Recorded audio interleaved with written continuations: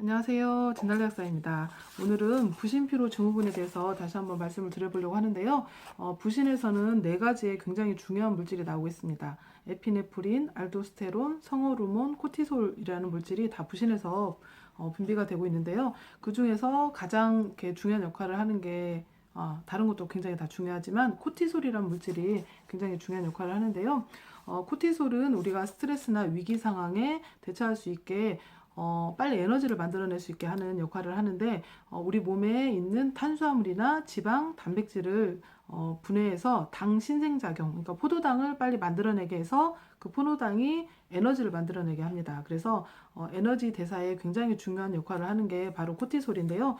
이게 우리가 지속적인 스트레스나 아니면 만성적인 그런 과로에 의해서 이 코티솔이 고갈이 돼버리면 에너지를 잘 만들어낼 수가 없게 되어서 이렇게 만성적인 피로 상태에 빠지게 됩니다. 그래서 그러면 나타나는 증상들이 이게 이제 에너지를 만들어낼 수 없어서 나타나는 증상들이 있고요. 또 이 부신 호르몬을 만들어내느라고 이런 그런 부신 호르몬 원료 물질들이 많이 이렇게 너무 고갈돼 버려서 나타나는 증상들도 있고 또 이게 아까 그 당 신생작용을 코티솔이 한다고 그랬잖아요. 그런데 이제 이게 당 신생작용을 못하게 됨으로써 이게 이제 뭐 저혈당 상태나 이런 게 됨으로써 나타나는 증상들이 있고요. 또 코티솔 말고도 그 부신피로 상태에 가게 되면 그 알도스테론이라는 물질도 고갈이 돼 버리는데, 알도스테론은 우리 몸에 나트륨을 저류시키고 칼륨을 배출하고 해서 우리 몸에 그 물을 잡고 있게 하는 작용을 하거든요. 그래서 체액을 일정하게 유지시켜주는 중요한 역할을 하는데, 이게 알도스테론도 고갈이 돼 버리면 우리 몸에 체액이 충분히 저류할 수가 없어서 뭐 이런 그 저혈압 상태가 되거나 그거에 의해서 어지럼증 같은 걸 유발을 할 수가 있게 됩니다. 그래서 부신피로 상태가 되면 일단 코티솔이 고갈이 되고, 그 다음에 그 아까 체액을 일정하게 유지하는 알도스테론도 고갈이 되고요. 그 다음에 그것에도 원료로 쓰이는 성호르몬들도 많이 고갈이 되고, 그래서 이렇게 거의가 다 그런 중요한 호르몬들이 고갈 상태에 되면서 이렇게 몸이 안 좋아지게 되는데요. 그래서 이제 부신피로 증후군이 있는 분들의 증상을 한번 읽어보면 아침에 일어나기가 힘들다. 쉽게 지치고 피로감을 자주 느낀다. 자고 일어나도 개운하지가 않다. 잠들기가 힘들고 숙면을 취하지 못한다. 네, 이거는 그 코티솔이 이렇게 그 일주기 리듬이 있거든요. 아침에 코티솔 분비가 되면서 이렇게 에너지가 만들어지면서 우리가 이렇게 깨어날 수 있게 되고요. 저녁에는 그 대신 코티솔 농도가 떨어지면서 그 에너지가 이렇게 줄어들면서 잠을 푹 자게 되는데, 부신피로 증후군 있는 분은 이게 좀 거꾸로 돼 있어요. 그래서 아침에 코티솔 분비가 잘 안 되기 때문에 굉장히 피곤해서 일어나지 못하게 되고, 그 대신 저녁에는 반대로 코티솔 농도가 좀 올라가 있어서 이렇게 깨어있게 돼서 잠을 푹 못 자게 됩니다. 그래서 불면증까지 있게 되죠. 그리고 두통이나 근육통이 자주 있다. 손발에 쥐가 나거나 눈꺼풀 떨림이 있다. 이거는 이제 부신 호르몬의 중요한 원료가 마그네슘인데, 이게 부신 호르몬을 자꾸 만들어내느라고 마그네슘을 소비하다 보니까 이 마그네슘이 부족해지니까 쥐가 나거나 눈꺼풀 떨림이 자주 올 수가 있습니다. 그리고 짭짤한 음식이나 단 음식이 자꾸 당긴다.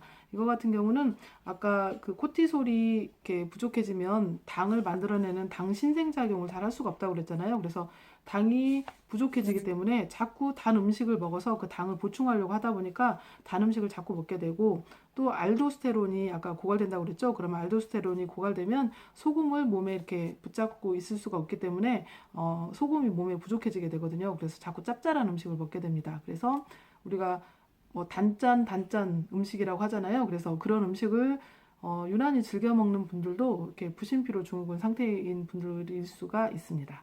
그리고 커피를 자주 찾게 된다. 이게 에너지가 없다 보니까 이렇게 커피를 먹어서라도 계속 그 에너지를 쥐어짜기 위해서 커피를 자주 더 먹게 되는 악순환이 됩니다.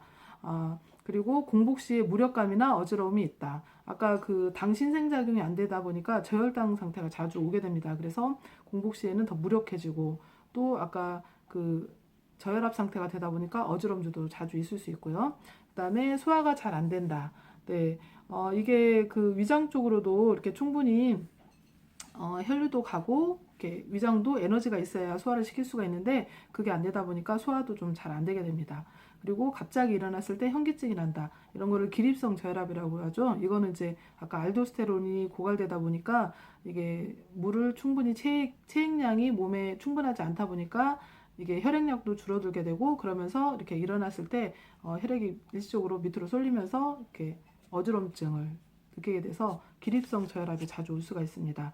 그래서 평상시에 기립성 저혈압을 자주 느끼시는 분들이나 아니면 식사를 하고 났을 때도 이렇게 막 어지럽고 무력감이 자주 느껴지는 분들도 이런 부신피로 증후군의 한 증상일 수가 있습니다. 그리고 신경이 예민하고 짜증이 자주 난다. 네, 뭐 피곤하고 에너지가 없으니까 더 그럴 수가 있겠죠. 그리고 아까 그 부신 호르몬의 원료인 뭐 마그네슘이나 칼슘 같은 게 많이 소모가 되다 보니까 더 좀 신경이 예민해질 수가 있습니다. 그리고 생리통이나 생리전 증후군이 심하다. 그리고 갱년기 증상이 심하다. 아까 제가 성호르몬도 그 성호르몬이 이런 코티솔이나 이런 걸 만들어내는 중간 원료로도 쓰이거든요. 그래서 이 코티솔을 너무 만들어내느라고 성호르몬이 고갈이 되다 보면 이게 성호르몬이 난소나 이런 그런 성기관에서도 나오지만 부신에서 일정량이 만들어지고 있거든요. 그런데 부신에서 만들어지는 성호르몬의 양이 줄어들다 보니까 이런 그런 호르몬 관계되는 그런 증상들이 좀 심해질 수가 있고 특히 갱년기에는 이제 그 여자들 같은 경우에 그 더 이상 그 에스트로겐이 만들어지지 않기 때문에 갱년기 증상이 오는 건데 그때 부신이 건강한 사람이라면 부신에서 그 일정량의 그 호르몬을 만들어내서 그걸 보충해주는 역할을 하는데 그게 안 되기 때문에 갱년기 증상을 더 심하게 느낄 수가 있습니다. 그래서 여기 아까 말씀드린 이 증상들이 다 그런 이런 거를 공통적으로 많이 가지고 있는 분이라면 내 부신이 많이 이렇게 고갈이 되었구나. 호르몬이 잘 안 만들어지고 있구나. 이렇게 생각을 하시면 좋을 것 같고 제가 그 부신 그 호르몬을 만드는데 중요한 그런 영양소들이 있다고 그랬죠. 그래서 그런 것들을 충분히 담아놓은 부신 영양제들이 있습니다. 그래서 그거를 좀 꾸준히 드시면 여기 써 있는 그런 증상들이 많이 회복이 될 수가 있습니다. 들이 골고루 다 충분히 들어있는 그런 영양제들을 꾸준히 섭취해 주시면 부신 기능이 차차차차 이렇게 회복이 될 수가 있습니다. 너무 단기간으로 생각하시고 치료를 하시면 안 되고 좀 꾸준히 치료를 해주시면 좋고요. 제가 그 부신 이런 성분들이 다 골고루 들어있는 부신 3종 세트가 있거든요. 그래서 그걸 기본으로 이렇게 부신 피로 증후군에 해당되는 분들한테는 제가 치료를 해드리고 있고 그 외에 상담을 해봐서 좀 더 다른 불편한 증상들을 가지고 계신 분들은 거기에 좀 더 추가해서 치료를 해드리고 있습니다. 그래서 본인이 항상 피곤하고 항상 지쳐있고 잠도 잘 못 자고 스트레스가 많고 이런 분들이라면 이 부신 영양요법을 좀 참고를 해보시면 좋을 것 같습니다. 감사합니다.